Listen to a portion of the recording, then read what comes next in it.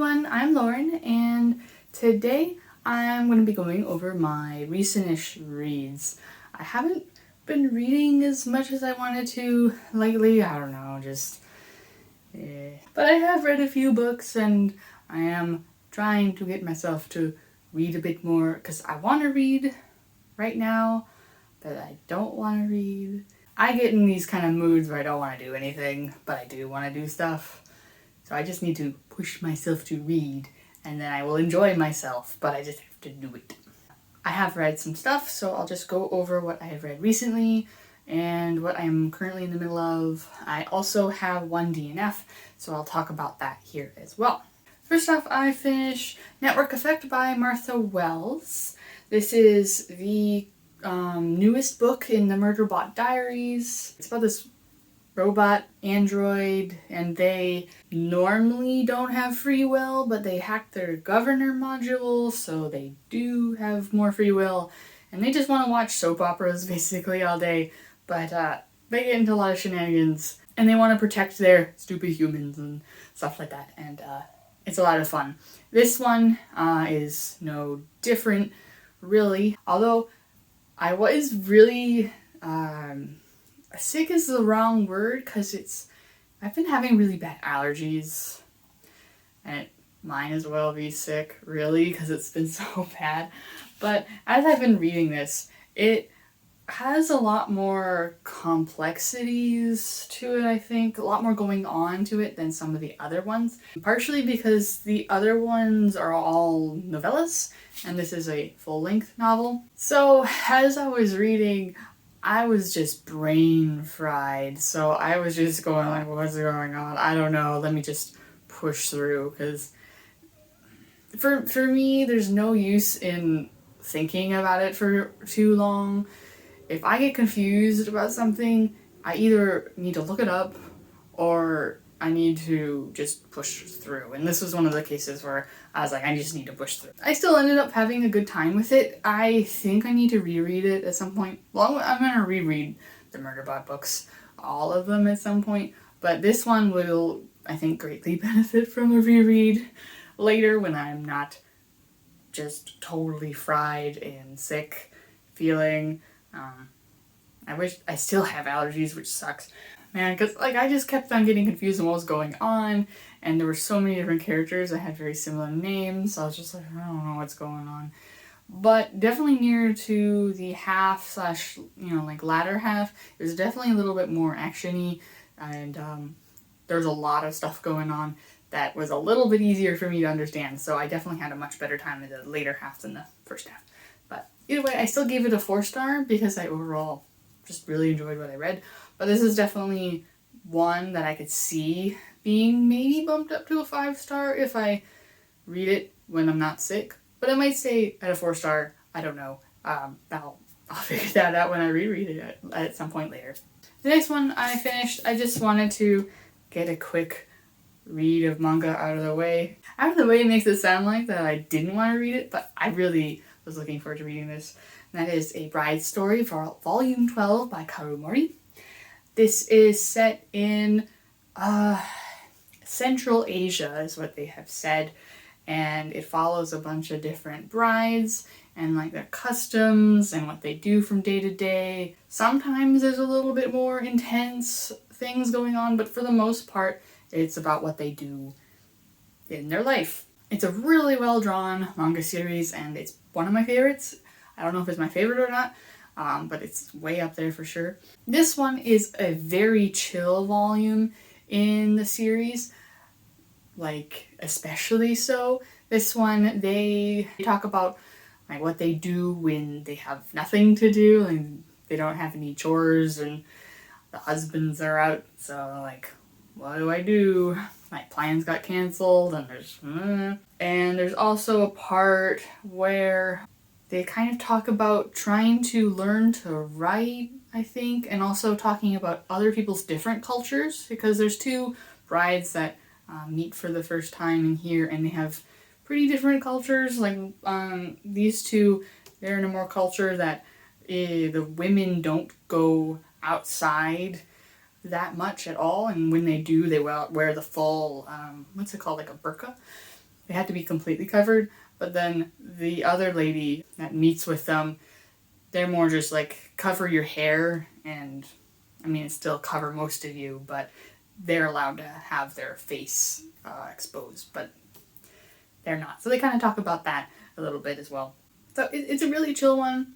I mean, really, the whole series is mostly pretty chill. If you're going into the series wanting action, I mean, there are some volumes with some more action, but it's definitely not the point of the series. So this is still a really good volume, and I really enjoyed it, so I gave it a 5 stars. Unfortunately, it'll take another year before another volume comes out, which makes me sad because I read these so quickly because I love them so much. And then the next one I read was The Murder on the Lynx by Agatha Christie. This is the second Poirot book, and it's a murder mystery series. I mean, there's not much more to explain. This one takes place on this rich guy's house, and he has a work in progress golf course in the back or something like that. That's what it sounded like. So that's why it's a murder on the Lynx. I don't know what the Lynx is supposed to refer to actually now that I'm thinking about it, but they have golf on here. I thought it'd be more golf focused actually, but it's more just the murder, or the body was found in the golf course and nothing to do with golf other than that. So that was kind of a little weird to me, but whatever. I enjoyed this. I did have a little bit of times where I was a little bit confused on what was going on. I think again I was still a little bit sick, but as well there's just a lot of characters here. And I was like, geez, who are all these characters? There's this guy, he's a secretary, this guy, this gal, and who are they? And there's so many relations and stuff. But I still really enjoyed it. This one I did like better than the first one, I think, because there was more Poirot. I just kind of enjoyed this to watch the main detective Poirot just be Poirot. That's my favorite thing about it. I like the mystery part, but just seeing Poirot being Poirot, and he's kind of an ass, but he's a smart ass, I guess. And it's just kind of fun seeing him go like, hey, you're stupid. I don't know, like I can't really explain too much of this because it's just like, oh, we go to this thing and there's a murder and they gotta solve the murder. I'm not very good at explaining mysteries anyway because I haven't read that many. I don't know, I enjoyed it. I maybe enjoyed it more for Poirot than the mystery itself, so I don't really know if it's a good mystery plot or not. I'm not a good judge of that right now, but I did enjoy it. I gave it a 4-star. The next book that I finished was Hexed by Kevin Hearn. This is the second book in the Iron Druid Chronicles. This is a very light, action-packed comedy, fantasy, like urban fantasy series, where the main character, Atticus, is this, I think he's thousands of years old or something, and he's a druid, and he just want to live a peaceful life in his town, but shenanigans keep popping up in his town. Some bad gods and things try to wreck his place, and he doesn't like that, so he has to stop them, I guess. It's not a very complicated series, at least so far.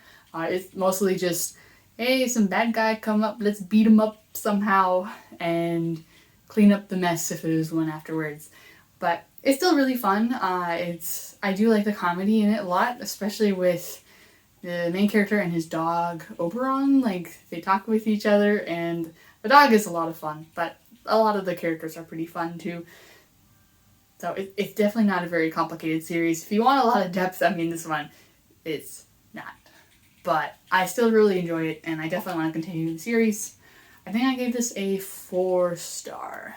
Those are all the books that I finished, but I want to talk the one DNF I have, and then the books that I'm currently reading. So the book that I DNF'd, I didn't spend too long reading it, but I was just like, no, this book is not going to work for me, not at all. And that is Star Daughter by Shweta Tharkar.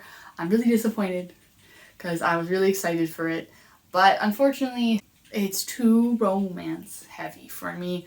I only got about 80 pages, maybe a little bit more than that in here, and the main plot hasn't even started yet.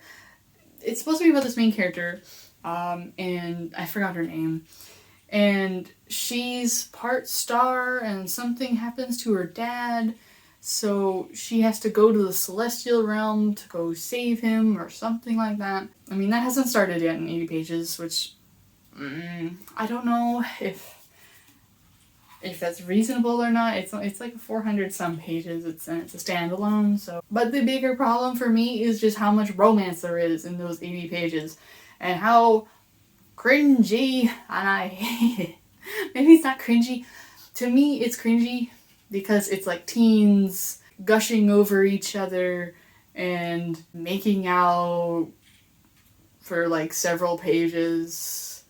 And then there's like something gets revealed about the love interest, and like that he knew that she was a star or something like that, and so she gets really mad at him for not revealing that for some reason. And there's another thing that she was getting mad about, which I thought was kind of dumb. Like, why is she getting mad about that? I don't know. I couldn't stand the main character after that. So, no. Characters are a big part for me in books. Maybe more so than the plot, because I can handle a pretty samey plot if I like the characters enough, but no, I don't like these characters. I don't like how it's teen smoochies, moochies, moochies. I don't like that at all. So, yeah, no. So yeah, I'm gonna have to watch out with teen fantasy, like YA fantasy, because they sneak in romance in there, and I don't like it when they do that. I can handle some. This is too much for me. I have a few books that I've started on, but I'm not very far in them. The first one is The Deceivers by Christian Simmons, which was like the group read for the Mary Bookmas Readathon. I'm really not that far in.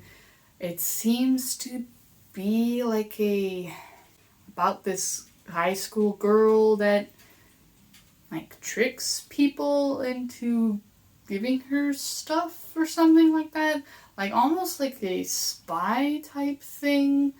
But again, I'm not very far into it, so the main thing hasn't really happened yet.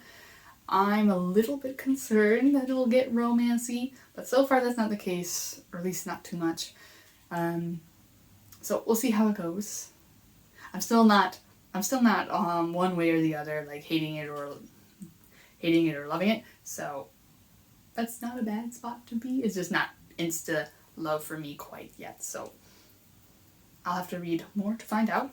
And then I also very, very briefly started, I only read the prologue of A Natural History of Dragons by, her name is on his side, by Mary Brennan. Or that's pretending to be a memoir of this lady who's a dragon naturalist, basically. And I've only read the prologue, but I really like it so far. I am a fan of the writing style, or like the tone, I guess. And so far I think I'm a fan of the main character, because it's writing from her perspective, because it's supposed to be a memoir. But I hope it continues to be good, because if it's as good as the prologue, I'm going to really like this. And then other than that, I'm probably going to start spitting songs soon by, what's his name? By Travis M. Riddle. I don't have it with me because I left it in the other room. Yeah, I haven't quite started this yet, but this is on my docket because I like to, so far I find I like to have 3 books that I flip between, so I'm getting a little bit, not bored necessarily, but I tend to lose my focus a bit after a little while, and having 3 books to like switch between is helpful for refreshing that. So I'll probably start that soon, but I haven't started it quite yet. Those are all the books that I've finished since the last video and started one DNF. And yeah, let me know in the comments below if you've read any of these, your thoughts on them, that kind of thing. I'd like to know. And yeah, thank you so much for watching. I hope to see you again in another video. Bye!